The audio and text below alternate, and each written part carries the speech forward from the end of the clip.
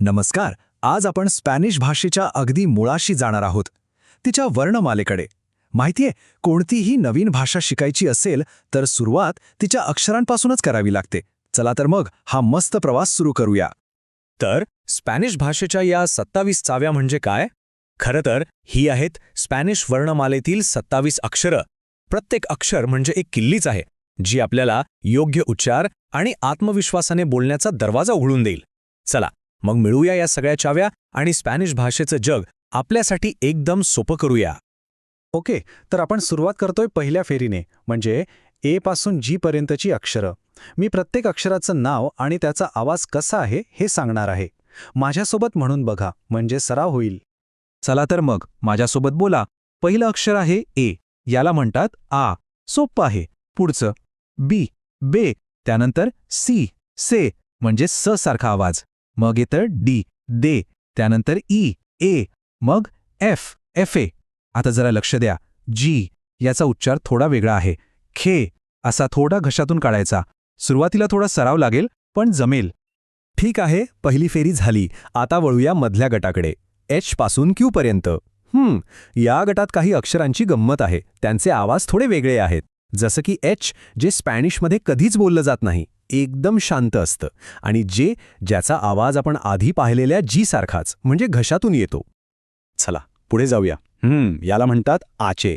आणि लक्षात ठेवा, स्पॅनिशमध्ये एचचा उच्चार करायचा नाही, तो सायलेंट असतो. ठीक आहे. पुढे आय म्हणजे ई. मग जे, खोता. याचा आवाज पण ख सारखाच आहे. के, का, L, L A, M, M A, N, N A. आणि हे खास अक्षर एन ए, एन ए, म्हणजे न्य असा आवाज. पुढे ओ, ओ, पी, पे. आणि शेवटी क्यू, कू. हे बघा, हे आहे ते खास अक्षर इन्ये. ही स्पॅनिश भाषेची एक वेगळी ओळखच आहे असं म्हणायला हरकत नाही. या एनवर जे चिन्ह दिसतंय ना, त्याला टिल्ड म्हणतात. आणि यामुळेच त्याचा आवाज न्यो असा होतो. उदाहरणार्थ एस्पान्या म्हणजे स्पेन, त्यात हाच एन्ये वापरतात. त्यामुळे हा फरक लक्षात ठेवणं खूप महत्त्वाचं आहे. आणि आता आपण आलो आहोत आपल्या प्रवासाच्या शेवटच्या टप्प्यावर. वा, आर पासून झेड पर्यंतची अक्षरं. यात आपण व्ही आणि डब्ल्यू सारख्या काही अक्षरांचे उच्चार कसे आहेत ते पाहणार आहोत. चला तर मग हा शेवटचा गट पण पूर्ण करूया. आर, एर्रे. इथे जिभेला थोडं कंपन द्यावं लागतं. एस, एसे. टी, ते. यू, ऊ. आता व्ही याला म्हणतात उबे. आणि एक गंमत म्हणजे स्पॅनिशमध्ये व्ही आणि बीचा आवाज जवळपास सारखाच असतो. मग आहे डब्ल्यू, उबे दोबले.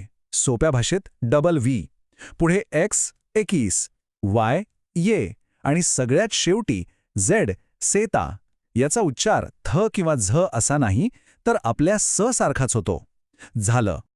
तर या आहेत आपल्या स्पॅनिश भाषेच्या 27 चाव्या आपण मिळवल्या. प्रत्येक अक्षराचा दरवाजा उघडून आपण आत डोकावून पाहिलंय. आता पटकन एकदा सगळ्यात महत्त्वाचे मुद्दे काय आहेत ते बघूया. सगळ्यात पहिली आणि मुख्य गोष्ट म्हणजे स्पॅनिश वर्णमालेत एकूण 27 अक्षरं आहेत. फक्त 27. आणि यातलं एक अक्षर जे वेगळं आहे ते म्हणजे आपलं खास एन्ये. तर यातून 3 गोष्टी आपल्याला लक्षात ठेवायच्या आहेत. 1. स्पॅनिशमध्ये 27 अक्षरं आहेत. 2. प्रत्येक अक्षराचं जे नाव आपण शिकलो ते खूप महत्त्वाचं आहे, कारण त्यामुळे शब्द कसे लिहायचे हे कळतं. आणि 3. सगळ्यात महत्त्वाची गोष्ट, या अक्षरांचे आवाज, हे आवाज नीट शिकणं म्हणजेच स्पॅनिश अस्खलितपणे बोलण्याचा पक्का पाया घालण्यासारखा आहे. तर मग आता या 27 चाव्या आपल्या हातात आहेत. मग या चाव्या वापरून आपण पुढे काय उघडणार आहोत? अर्थातच शब्द, मग वाक्य आणि हळूहळू संपूर्ण संभाषण. मग आता पुढचं पाऊल काय? सोपं आहे. सराव करत रहा, खूप ऐका आणि सगळ्यात महत्त्वाचं, बोलण्याचा प्रयत्न करा. कारण स्पॅनिश शिकण्याचा आपला खरा प्रवास तर आता सुरू झालाय. शुभेच्छा.